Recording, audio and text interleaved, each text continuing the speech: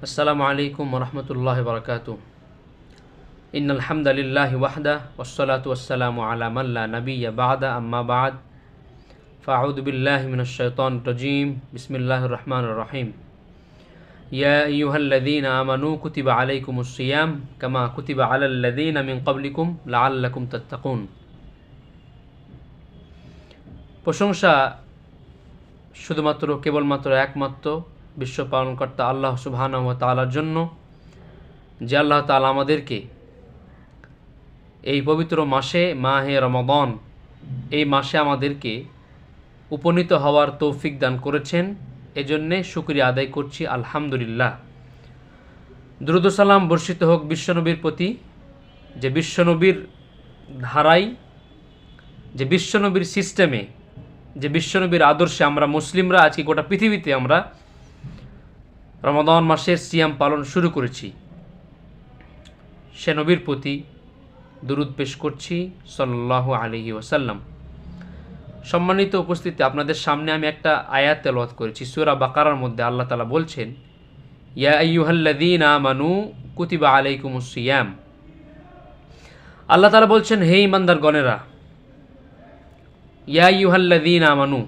আল্লাহ তাআলা মুমিনদেরকে অ্যাড্রেস করছেন, যারা মুমিন এবং মুমিনা উভয় এর মধ্যে আছে, মহিলা পুরুষ। কুতিবা আলাইকুমুস সিয়াম, তোমাদের উপরে সিয়ামকে ফরজ করা হয়েছে। এখন ফরজ বলতে কোনটা? ফরজে আইন, সবার জন্য, প্রাপ্ত বয়স্ক, সুস্থ মস্তিষ্ক সম্পন্ন মুসলমান প্রত্যেক নর এবং নারী সবার জন্য আল্লাহ তাআলা এই সিয়ামকে ফরজ করেছেন।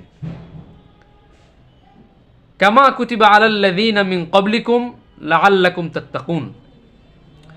যেভাবে আল্লাহ তাআলা সিয়ামকে ফরজ করেছিলেন তোমাদের পূর্ববর্তীতে যারা ছিল তাদের জন্য। কেন আল্লাহ ফরজ করলেন? লাআল্লাকুম তাত্তাকুন, যাতে করে মুত্তাকি হতে পারো, তাকওয়াটা ভিতরে অর্জন করতে পারো। এজন্য আল্লাহ তাআলা এই সিয়ামকে ফরজ করেছেন।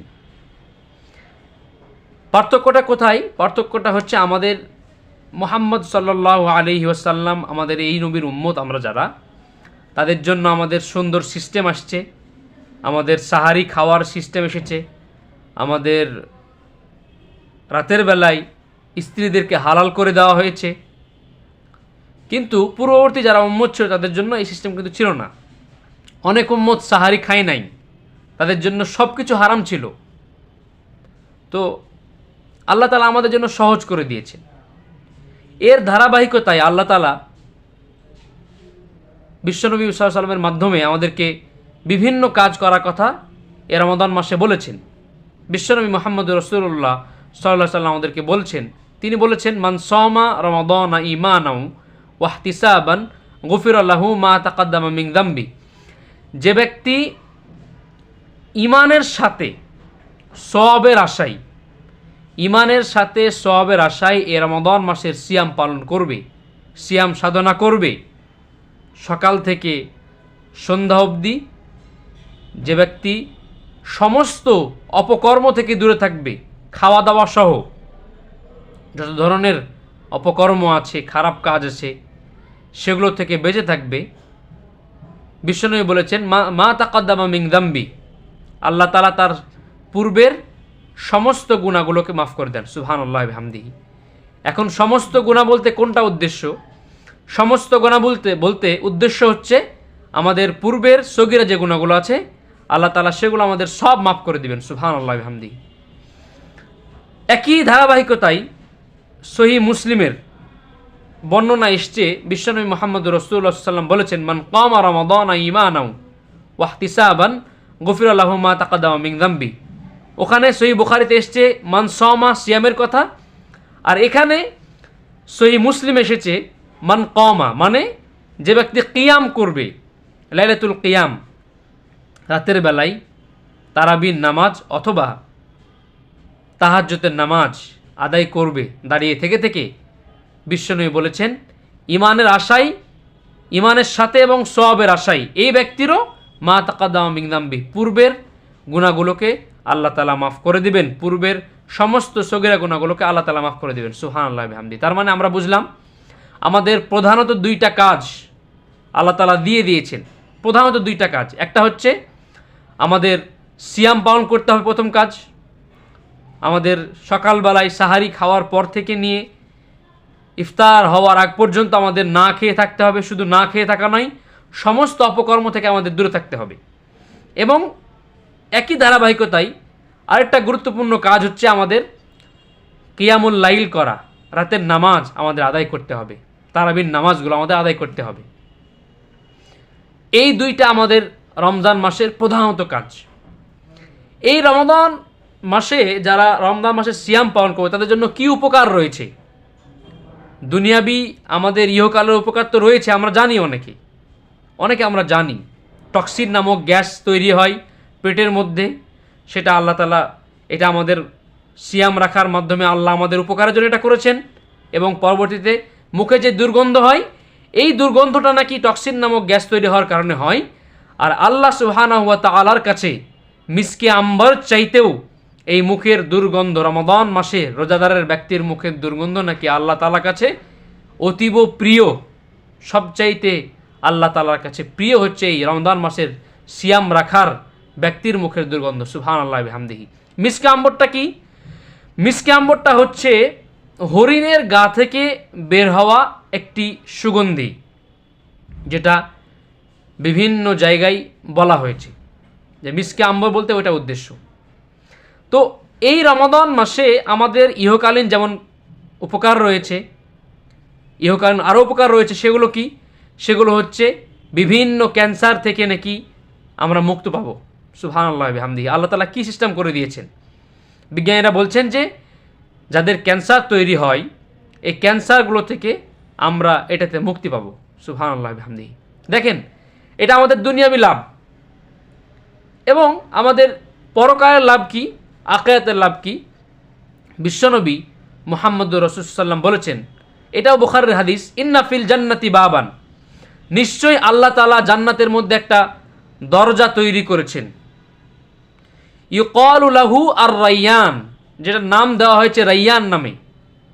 আর ইয়াদখুলু মিনহু সাইমুন, এই দরজা দিয়ে ওই জান্নাতের মধ্যে কেবলমাত্র শুধুমাত্র একমাত্র প্রবেশ করতে পারবে, ঢুকতে পারবে তারাই যারা নাকি এই রমাদান মাসে সিয়াম সাধনা করেছে, রমাদান মাসে সিয়াম পালন করেছে আল্লাহ সুবহানাহু ওয়া তাআলার জন্য। সুবহানাল্লাহি ওয়া বিহামদিহি।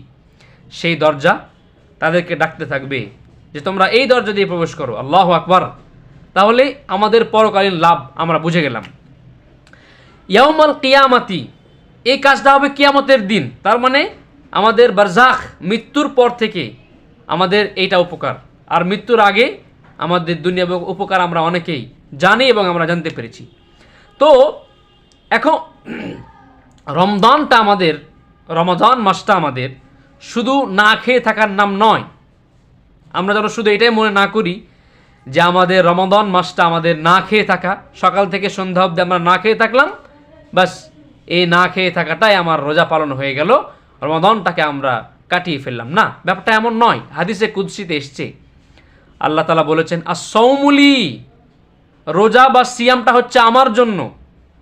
আর ওয়ানা আজিজি বিহি, এই রোজা বা সিয়ামের যেই প্রতিদান, এই প্রতিদানটা আমি আল্লাহ নিজে হাতে দিব। সুবহানাল্লাহি ওয়া বিহামদিহি। অন্য রিওয়ায়াতে এসেছে আল্লাহ তাআলা বলেছেন, আস-সাওমুলি, রোজা হচ্ছে আমার জন্য, ওয়া আনা উজজা বিহি, আর এই রোজার পুরস্কার আমি আল্লাহ নিজেই। সুবহানাল্লাহি ওয়া বিহামদিহি। তার মানে দেখেন, আল্লাহ তাআলা কোথাও কিন্তু বলেন না এভাবে যে আস-সালাতুলি, নামাজটা আমার জন্য। আল্লাহ কোথাও এভাবে বলেন নাই যে আজ-যাকাতুলি, যাকাত আমার জন্য। আল্লাহ কোথাও বলেন নাই আল হাজ্জুলি, আর আস-সাদাকাতুলি, আল্লাহ কোথাও এভাবে কিন্তু বলেন নাই। তার মানে কি? তার মানে আমরা অন্যান্য ইবাদতকে আল্লাহর জন্য করব না? ব্যাপারটা এমন নয়। আমরা অবশ্যই যাই করি না কেন, আমরা সব কিছুই করব আল্লাহ সুবহানাহু ওয়া তাআলার জন্য। সবগুলোই গুরুত্বপূর্ণ, কিন্তু রমাদান মাসটা, রোজা রাখাটা আর একটু বেশি গুরুত্বপূর্ণ আল্লাহ তাআলার কাছে।